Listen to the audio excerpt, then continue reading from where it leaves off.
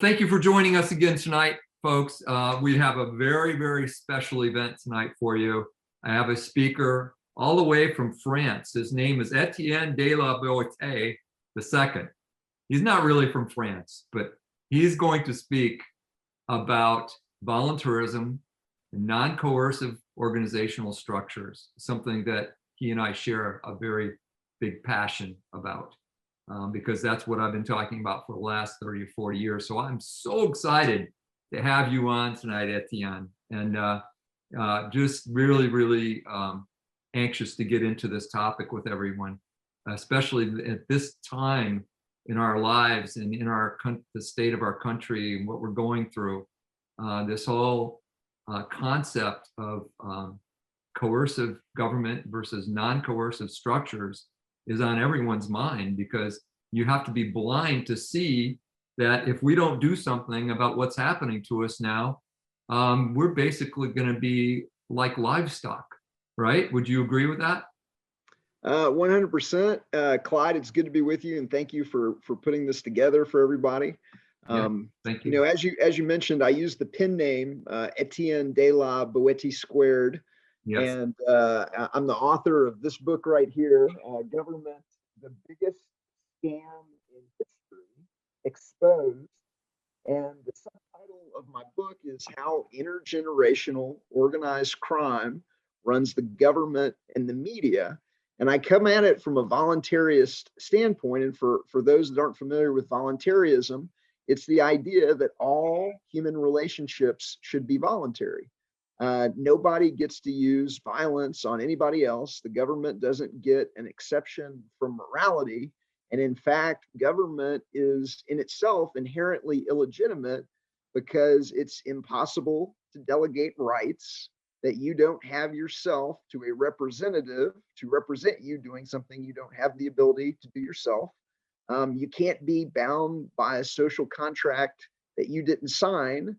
And if me and one of my friends can't vote to have Clyde hand us half his money because there's two of us and one of him, well, it doesn't matter if there's 3 of us or 10 of us or 250 million.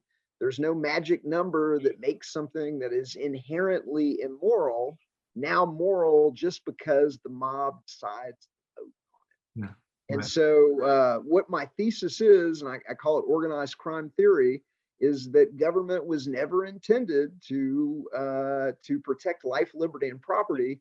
It was always intended to rob and enslave, and they've been getting away with it because it's been the government and the media in cahoots.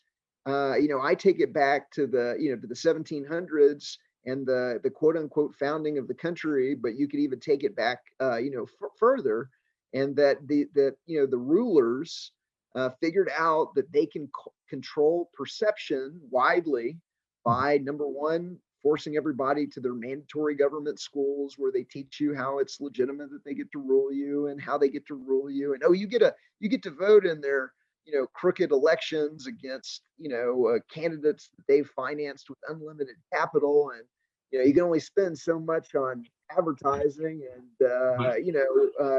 you can participate in their like little rigged game, but it's reinforced by the media.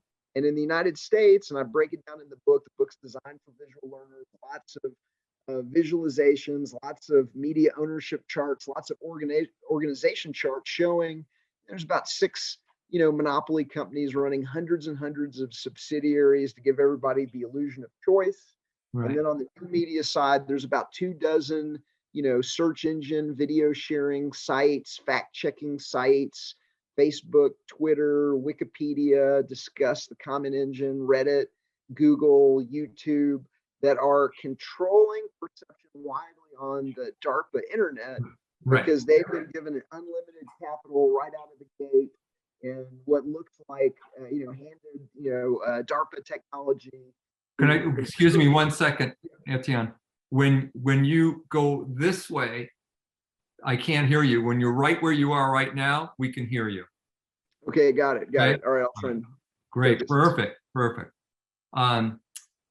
So exactly, and I just read something today that I want to mention to you that kind of speaks to what you're saying. It was an article by Tom DiLorenzo about Alexander Hamilton. You know, from the point of time when we won the Revolutionary War until the Constitutional Convention 1778, which started then, we were under the Articles of Confederation, and the states were independent and free. And there was very, very little power at the federal level. And that was driving Alexander Hamilton and his other Federalist cronies and the wealthy elite in the northeastern part of the country absolutely nuts. They couldn't wait for that convention in 1778 so that they could, and it was totally fraudulent the way they set that up, you know, anyway. And they were doing everything they could to turn what people had just died for in the Revolutionary War, was to create a free country, into the same kind of government we had in England. And he explains exactly what Hamilton did on purpose, set it up to model the government of England, and with a corrupt, wealthy few elite running the whole show. And because he, in his mind, that was the best government could ever be. And so that was his model. And he was so powerful, and he was such a genius, evil genius, in my opinion, he was able to actually do that. And that's what we've been ever since. We've just been another England ever since, you know, but we call the king as president, you know, so it's. I agree completely. And I break it down in the book in something that we call a one-pager. And I call it the shady history of the Constitution. But I break down how that they hijacked a convention that was only intended to modify the article, amend the Articles of Confederation. Right. And after almost half the delegates didn't show up, left early, or would not sign, they just proclaimed it. They proclaim it valid. And, you know, I'll just read to you just a little bit, but, you know, the famous revolutionaries were not present. Jefferson and Adams were in Europe. Thomas Paine, Sam Adams, and Chris Gadsden were not chosen. And Patrick Henry refused to participate outright, claiming he smelled a rat. Out of 74 delegates chosen, 19 refused or didn't attend. And out of the 55 delegates who showed up, 41 were politicians, 34 were lawyers, 11 were admitted Freemasons, with 2 additional that would join lodges after the convention, with over a dozen more suspected. And according to Maryland delegate James McHenry, at least 21 of the 55 delegates favored some form of monarchy. And so these were not, you know, this was not handed down to us by the heroes of the revolution. That these were some backbenchers that were lawyers and politicians, and came and then 80% of them personally enriched themselves by taking positions in the government that they created. And once they created, Hamilton immediately began, once they could tax, once they had the ability to, they gave themselves the ability to take the wealth of others, he began paying off bonds issued by the Revolutionary War government that had been outstanding for kind of years. Right. And what they did is they went out and they bought up all of these bonds for pennies on the dollar, because nobody ever thought that they'd see a cent from the bonds. Right. And instead of, and he paid these speculators who appear to be his all of his cronies. All of his cronies. They knew. It was basically what they did is they set up a situation where they were the only ones that knew that the government had already agreed to pay 1 cent or $1, you know, 100% of those bonds. And so nobody else knew. They kept it secret and sent out all their agents all over the 13 colonies to buy up all those bonds at 5 cents on the dollar, even as low as 2 cents on the dollar.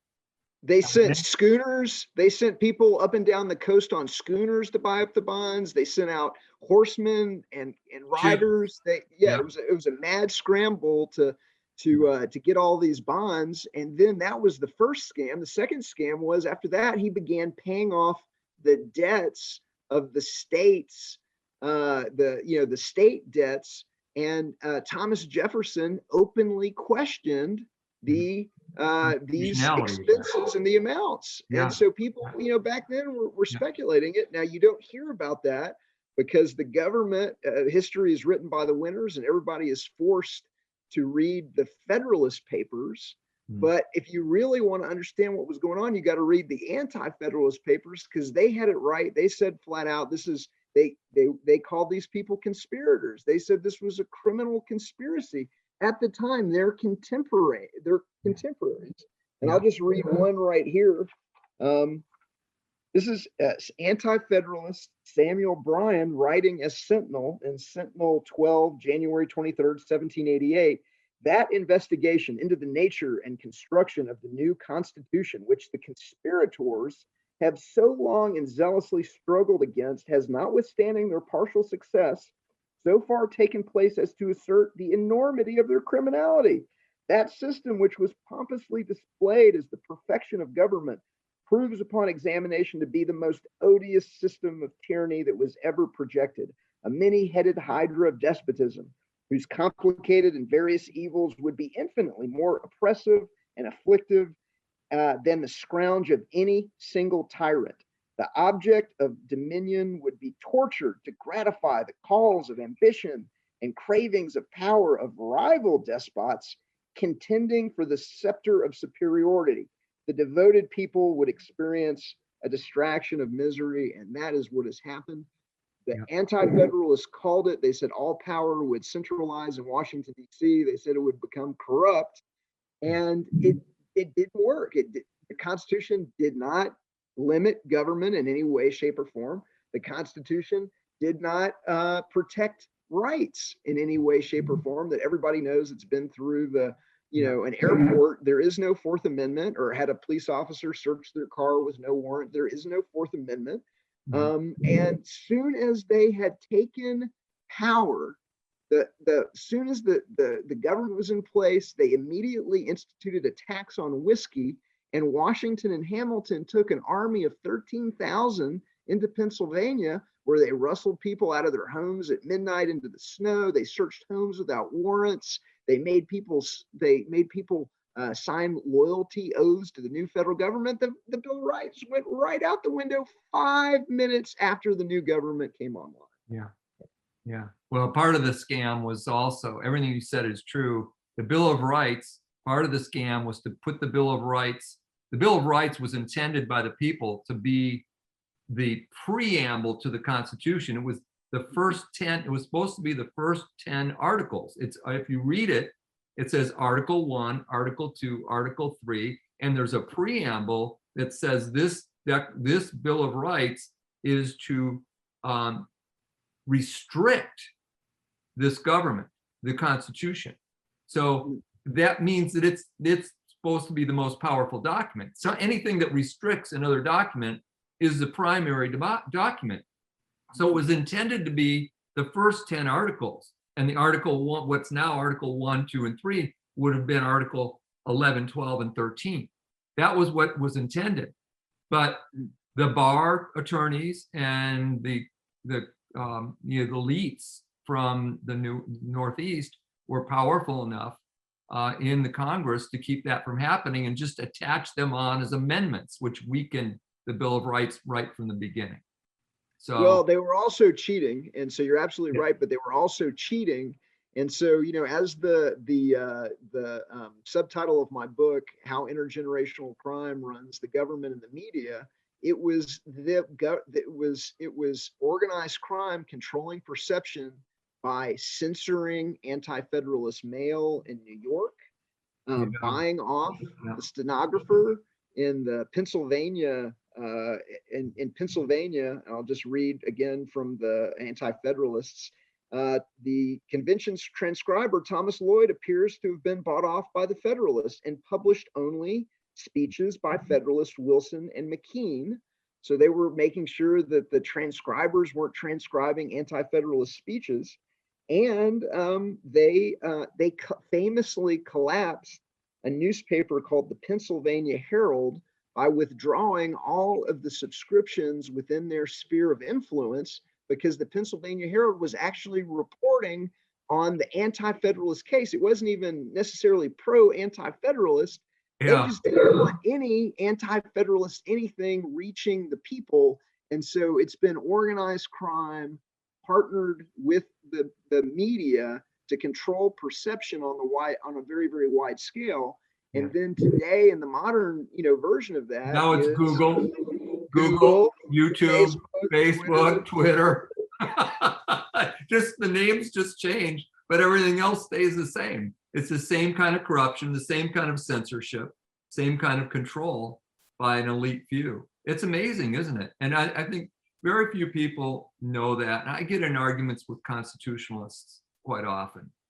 And they're all very well-meaning people. They really think that our Constitution and our founding documents are God-given and blessed by God and divine and everything. But you have to understand what the corruption was at that convention.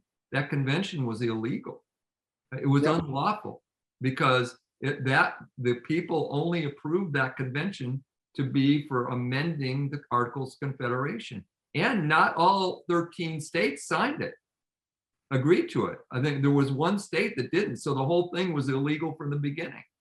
Well, it's also patently absurd. I mean, when you really think about it, it's even worse in the sense that the Constitution is completely illegitimate because you can't, 36 slave owners on a continent of 3 million people can't go into a room and write down on a piece of paper that they alone get to make up rules for everybody and steal the wealth of others.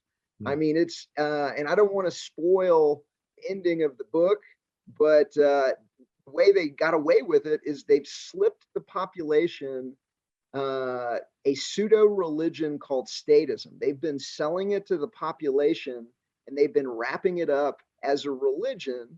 And instead of the cross or the Star of David, you've got the flag. And instead of the Bible, you've got the Constitution and the Bill of Rights. And you go to a church school and the teacher has you do the common prayer of the Pledge of Allegiance and sing the hymns. And they take you in middle school to Mecca, Washington, D.C., where they take you into the Capitol, which looks like the Vatican for a reason. Right. They take you to the temples, show you the deities, the church leadership, the House and the Senate. They hand down commandments that they call laws, and they wear vestments, robes and vestments. And they're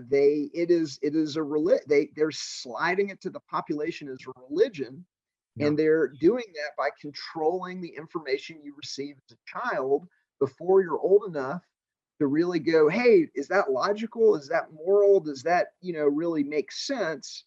And so because they slid it to you before you were old enough to really evaluate the veracity or the logic or the morality of it, you just kind of accept it. And that's how the game is being played against us.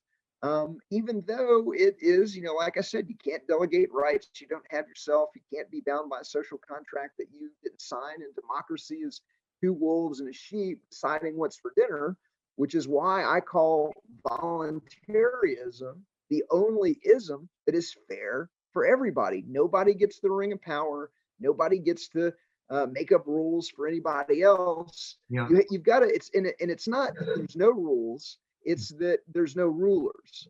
And you're still there's still the world is a self-organizing system. It produces spontaneous.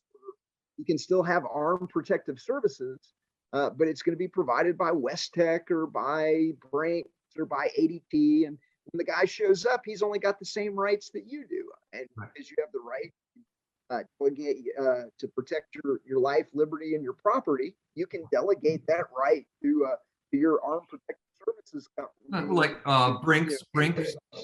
Brinks is another organization. Brinks Trucks. Yeah, I was on exactly.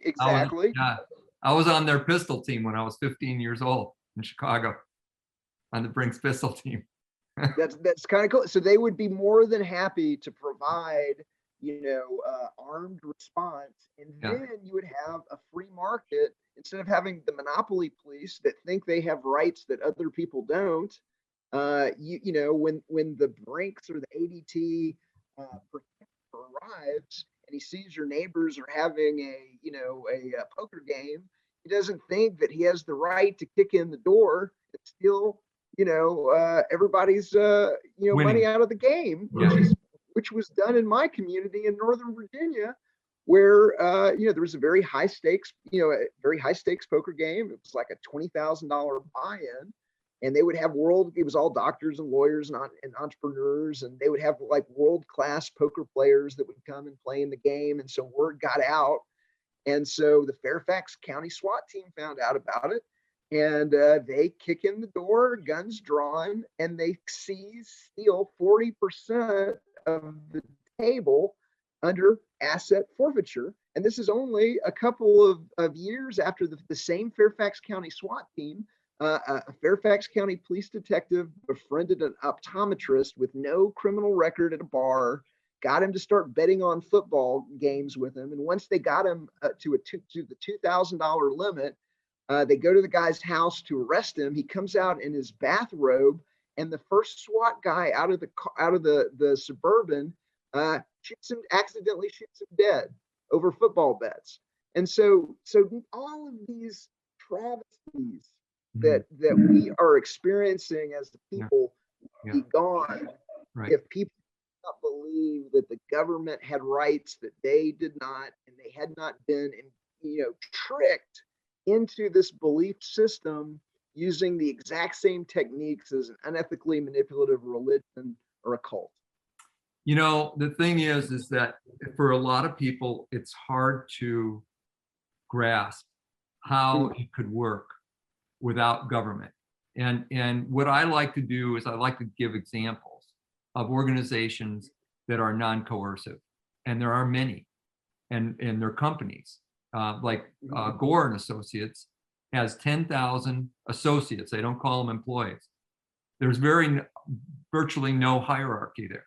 10,000 people working together on a voluntary basis. In other words, with 10,000 people, no one tells anyone else what to do.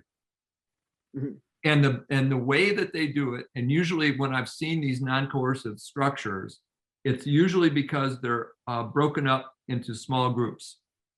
And these small groups are voluntary. And those small groups decide what they're going to do in their own. And if they need more people to do a particular project at Gore, what they do is they go to other groups and they voluntarily make contracts. Hey, we need you to help us market this product. And they may have 10 groups working on one project, but it's all voluntary. There's nobody telling them what to do. It's like at the center is what D. Hawk, and I'll tell you about him in a minute, calls a non-coercive enabling organization. That's what the center of these organizations are. And what they see their role as the central coordinators is to set it up so everybody is using their maximum potential. Everything is voluntary. Everyone, when people are acting freely without coercion, they tend to use their full potential, because they aren't worried about somebody telling them what to do and the effects of if they don't do what they're told and all the stuff that happens in a hierarchy. So most of these organizations that I'm talking about, and Gore is one, another one is the way D. Hawk created Visa. He took Visa when it started. He calls it birth of the chaotic organization. That's what he calls it.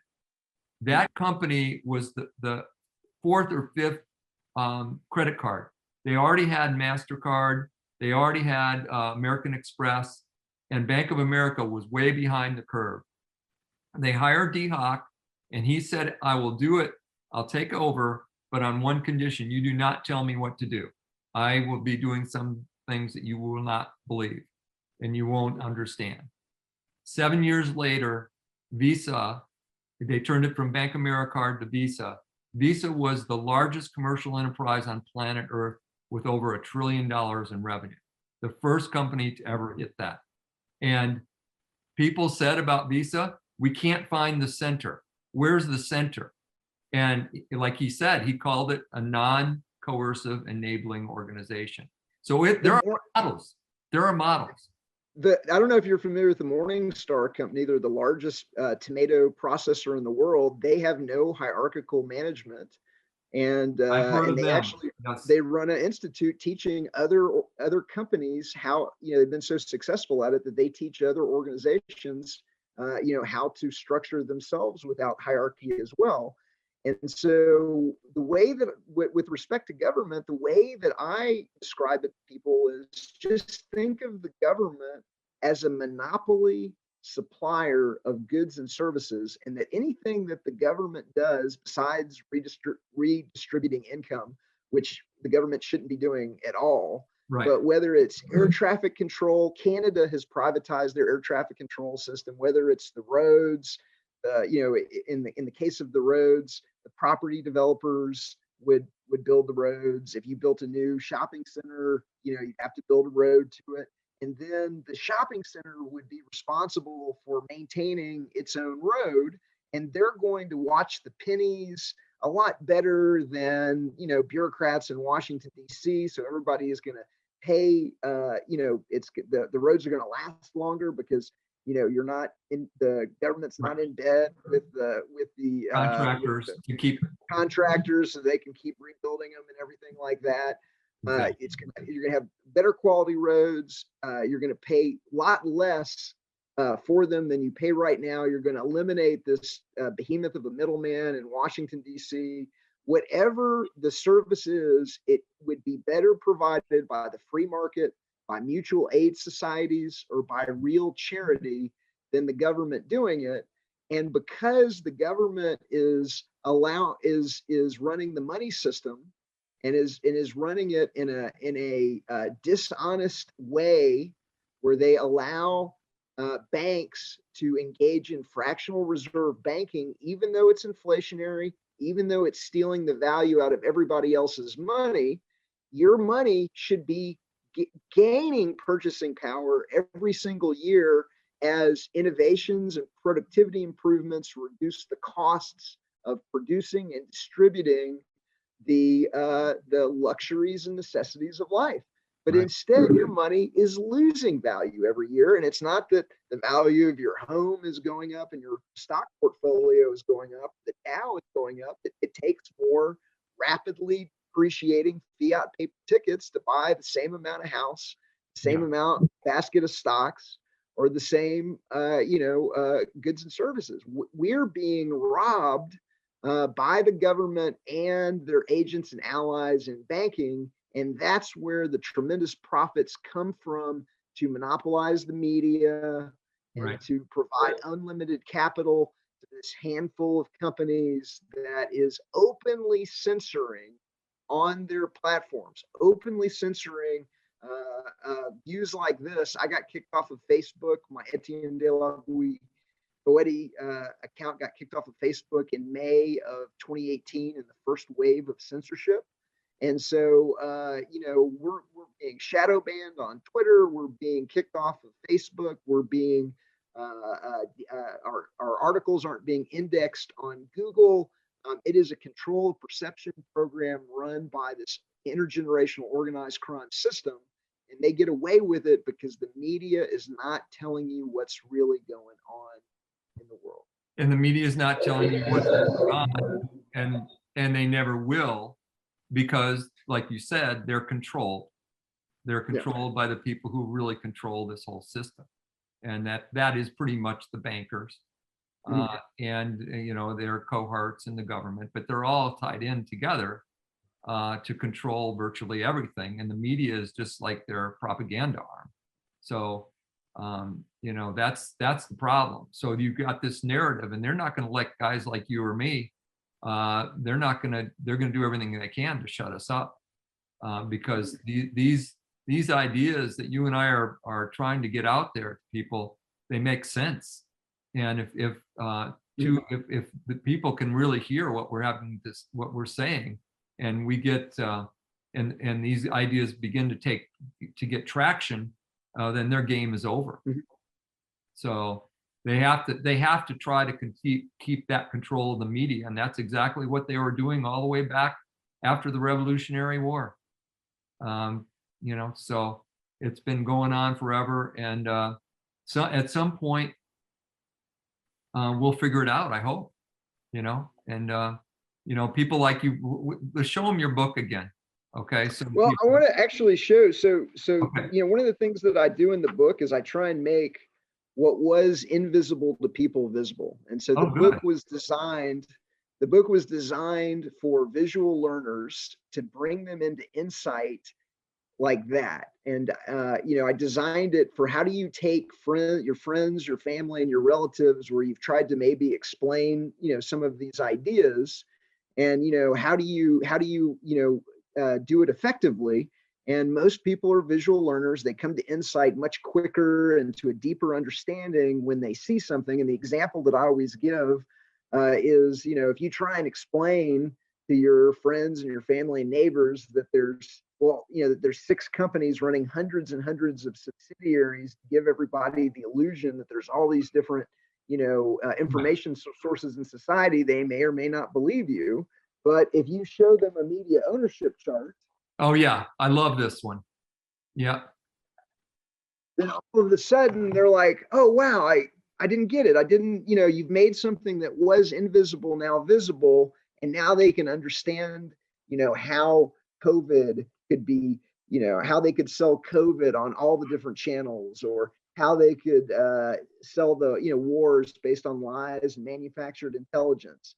And Yeah. so I've got, in addition to that, I've got organization charts showing how ostensibly independent media companies, Right. CNN and Fox News and Right. BBC and others, are all tied together through the Council on Foreign Relations, the Uh-huh. Trilateral Commission, and the Bilderberg Group, of which Jeffrey Epstein was a member of all 3 of those organizations. Yeah. And so now all of a sudden, when you realize, like they couldn't be, what you're saying, that everybody in the media is in on COVID. And then when you show them how they're all connected together, they're like, oh, I didn't understand how they were all connected together. And so now you come to that insight, and because they saw it with their own eyes, you're able to make something that was invisible now visible, and now they come to that moment of insight. That is beautiful. I'm so glad you did that. We need to get that book in everybody's hands. So where do they go to get it? Government-scam.com.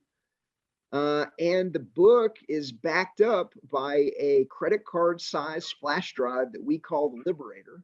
We've got an 8 gig Liberator and a 16 gig Liberator with even more evidence, but all of the visualizations in the book, I've got books on liberty. I've got probably half of it is evidence of government criminality, and then half of it is the best books on liberty, from Bastiat's The Law to The Most Dangerous Superstition by Larkin Rose to Right. documentaries, short videos, truth music, 1,200 plus of the funniest memes in liberty. Everything is backed up in the book. It's backed up on the flash drive, including everything you would need to take a relative or a loved one from 0 to 60 in the shortest amount of time. Awesome. So show them the cover of the book again one time so people can see it, if you could. Okay. So that is, and just to give everybody an understanding what you're looking at, a lot of people. Okay, set back a little bit. There you go. There you go. Okay. All right. And so that's a picture of an American classroom from 1943. I can't hear you because of the book. Put the book there. You go. It's a picture of an American classroom, and Right. all of the students are doing what most people associate as the Heil Hitler Nazi salute, not understanding that that's our salute and that the Nazis got it from us. And I break down that story and show some other pictures of American classrooms where everybody's doing the Nazi salute. Oh yeah. But it was called the delegate salute. And it started out as a military salute. And you said, I pledge allegiance to the flag. And as you said, the flag, your hand went out gracefully upturned. And over time, the kids just turned over. There was a movie in 1907 called Ben-Hur that began popularizing the Roman salute. And the kids just began sticking up their hand, in kind of the Hitler fashion. And then the Italians adopted it in 1919. The Nazi Party adopted it in 1926. And the German army adopted it in 1944. When the crimes of Nazi Germany became apparent, the United States switched from the Bellamy Salute to the hand over the heart on Army Day in 1943. But I break down how the Pledge of Allegiance and the Bellamy Salute was sold to the population by a media operation, a very well-financed media operation targeting kids in 1892 that got the federal flag, which had never been in all of these local state, classrooms, got the federal flag into the classroom with a premium program, and then sold the population on this military socialism of robotic chanting and Sieg Heil and garbage that eventually became the cornerstone of how the Nazis sold their program, or the Italians sold their program. I've written, or I've read about what Hitler said. He really admired the propaganda of the United States government in World War I. And he modeled, and of course that was Edward L. Bernays when he was very young. And then he hired Edward L. Bernays and, to do all their propaganda and everything. So that you're right, they modeled all of that after what America had done during World War I to try to force the American people to accept that we needed to go and fight in a war that we should have never been involved in. Absolutely, that made huge profits for those that were sponsoring it. And that really is, that's really, what the book is all about, is exposing, how they're making money, how they're siphoning, money from the taxpayer into, for $14,000 toilet seats, or the F-35 has a $400,000 helmet, and $35 million bases in Afghanistan that nobody wanted, that 3 different generals tried to kill, that they built anyway, just so somebody could make $35 million bucks. And that is the extent of how we're being robbed.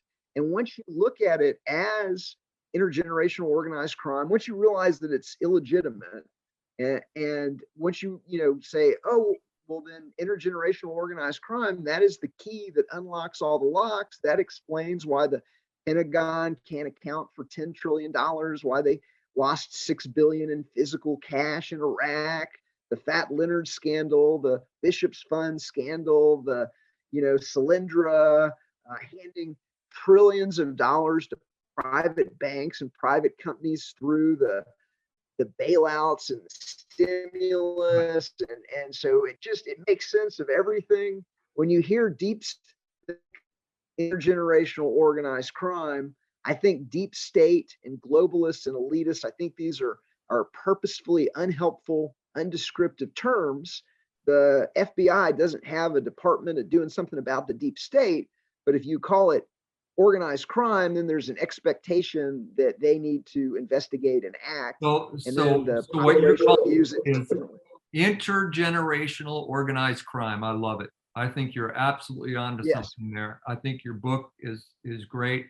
I did give you my address to send me I've got one en route to you as we speak. I can't wait to get it.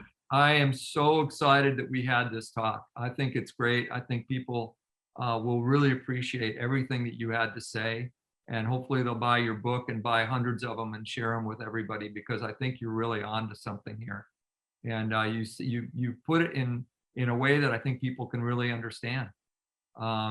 So, my hat's off to you. That's what I've been trying to do for years, is figure out a way to do it. And we have to take different angles at it. And what the angle you have taken, I think, is very effective. Richard Maybury is another one. World War I and World War II, the rest of the story, his 2 books, and Whatever Happened to Justice. Those 3 books of Richard Maybury's, I give those books to everybody every time. In my book, Common Sense Revisited, like you, I have a whole list of things to read. I have Richard Maybury first. I really think he does a great job of explaining statism. He wrote Whatever Happened to Penny Candy as well, right? That was his first book. Yes. Yes. Yeah. I'm a huge fan of his work. Absolutely. Tremendous, tremendous. Yeah. All right. Well, listen, our time is at an end, Etienne, but I am so glad you joined us tonight. And thank you so much. We got a lot of work to do, but I think if there was ever a time when people are ripe to listen to a message like yours, this is it. You agree? Yep. Yeah. And thank you for doing what you do. And all of us together, there's 1,000 flowers blooming. We're going to win this thing. We are going to expose it, and we are going to have a future of prosperity and harmony for all. So thank you to your audience. I think it's important for us to, I'm glad you said that. It's important for us to end with that, because that is what we need to envision and we need to create. We need to have that vision of love, glory, prosperity, total freedom for everybody. And that's the vision we need to hold in our hearts and our minds. There's no way to stop the signal. There's no way that this information is not going to get out. That's right. That's right. Thank you so much. And everyone, thank you for joining us today. And thank you again for joining us tonight. Really awesome presentation. Thank you.